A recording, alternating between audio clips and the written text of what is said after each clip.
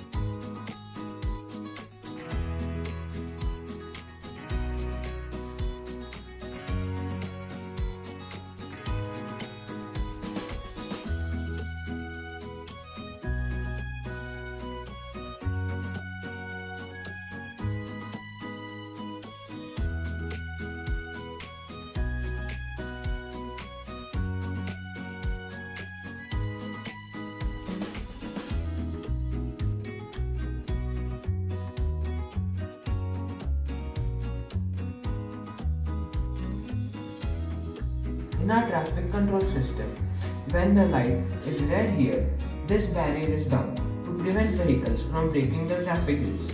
When the light is red here, this barrier is down to prevent vehicles from this side from breaking the traffic rules. We have a green corridor on both sides of the road. This is to ensure that emergency vehicles like ambulances, fire brigades, and police vehicles do not encounter traffic while reaching their destination. This ensures that they reach their destination quickly. This makes our city a real smart city.